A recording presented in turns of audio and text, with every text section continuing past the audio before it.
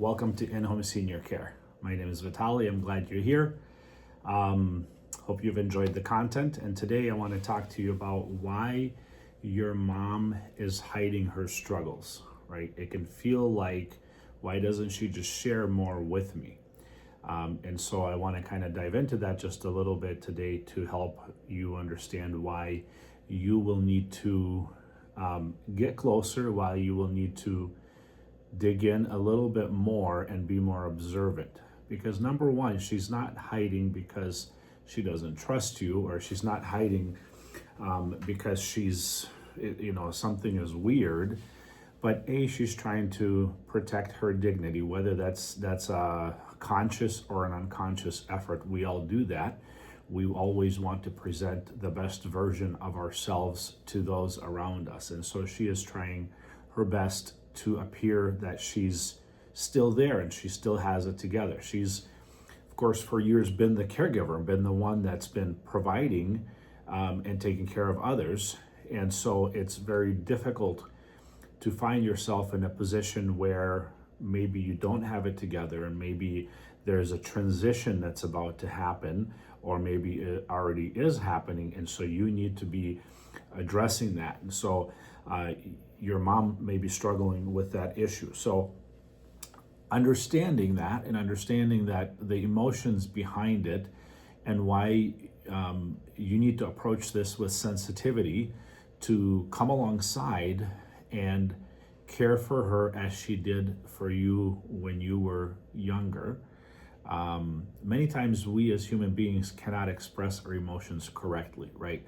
So we can be irritated or irritable, and that can come across to people around us, and it may not be, there might be a root cause that is causing us to do that, and we might actually have a confusion in our own mind as to why whatever's going on is going on. In other words, there's a trigger of some sort that will manifest itself in some ways that we don't intend it to be. So this is similar here. So as a daughter, for example, for you to just be aware of what struggles are there, or maybe potentially be there, and to help along with that. So again, she spent her whole life being the strong one, being the caregiver, the problem solver. And so now admitting or coming out and saying, I need help in some area, can feel very defeating, and can feel like you're losing control, and you're losing,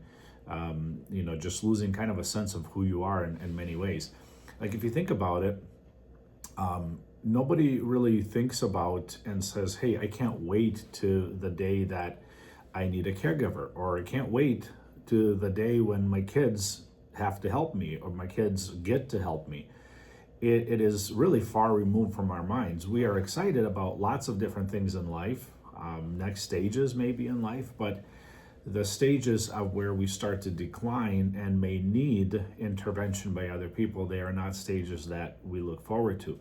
And so it is up to us, the caregivers, the family, the kids, the daughter, the son, to come alongside and being aware of the dignity of the person and protecting the dignity. Come alongside and say, hey, I am here. I will help you. I will walk with you, and help transition that person into the next stage when they're dealing with that fear of loss.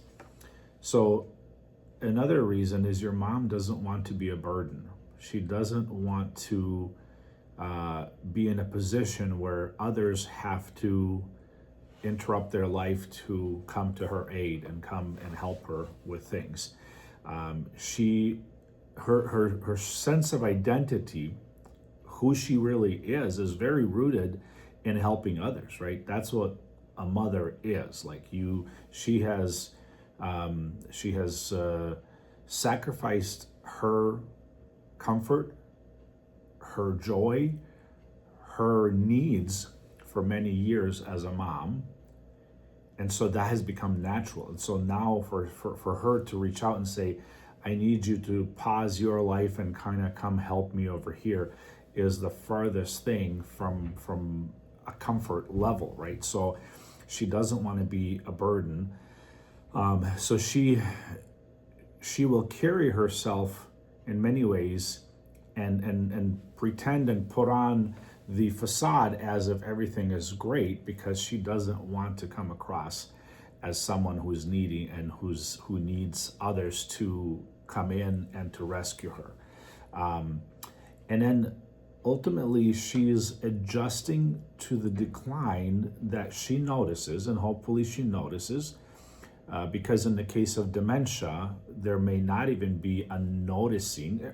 In the earlier stages there is, but it causes even more frustration and confusion. And a lot of times there's a lot of negative self-talk in terms of like, why am I so silly? Why am I so dumb? I need to do better. I need to work harder, right? We all do that, which is a topic for another time. But when that decline happens, there's pain, there's fatigue, there's memory lapses. All those different things are painful, and they're not things that are enjoyable or fun to admit, and for sure to share with others, right? There's a high degree of vulnerability, high degree of trust that has to be there for that dialogue to open. So that's the first part. That's where you have to meet the person, meet your mom, before you get into the nitty gritty of that conversation about, hey, we need to talk about help, or we need to talk about, assistance. So she will try to adapt instead of speaking up, where you'll get, where maybe she's using things in the home, maybe she's using a walker here, she's using something else, she's making adjustments. And a lot of times they're probably not the best adjustments, but she's trying to do things to kind of adjust her own space so that it works better for what she needs. And last that I'll leave this with kind of is that she's trying to protect you. She doesn't want you to worry, right? As a mom, she knows what it's like to worry about those in her care, whether it's children learning to drive, children going and doing overnight somewhere else, or children maybe going on a vacation with a friend for the first time. All those things bring worry and stress to a parent. And so she understands that. She's got that life experience. And so now she doesn't want to project the worry onto you, to where now you're concerned and now you're thinking about her. Is she okay at night? Are there other things and what's going on? And so she doesn't want to worry you, and she believes that she's shielding you from the stress and from that burden by just not talking about it, by not sharing it, even when it costs her comfort and her safety, right? So very few people are open enough to where they'll say, hey, pause, can we talk about this, because this is a real issue and a real concern. We are more comfortable in general to not go there until somebody presses us and says, hey, are you really okay? And if the trust level, if the comfort level is high enough, then we may say, you know what, no, I'm not, thank you for asking, blah, blah, blah. And then maybe we get into that. But so keep that in mind. And the more the more that you put pressure on that, like we need to start something, we need to do something, the more that may make her shut that door, and instead of opening it to have that conversation. So build that trust first. So anyway, what it means for you overall is that the silence that she may have in terms of not really sharing with you the struggles and the fears is that mostly it's rooted in love for you as a child. But I mean, sometimes there is some denial in there too, in terms of like, well, I'm okay, like it's and maybe there's a comparison to somebody who's really in bad shape, but she's still doing okay. But again, gentleness will open that door, so that you can have a better discussion and a point at which you can come together and say, hey, can we put together a plan that will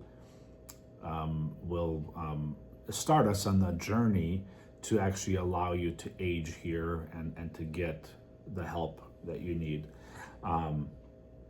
So help offered as partnership feels way safer than help that is forced or feels forced upon. So hopefully this is helpful. Please leave comments, ask questions if you'd like to hear additional topics, and we'll see you in the next one. Take care.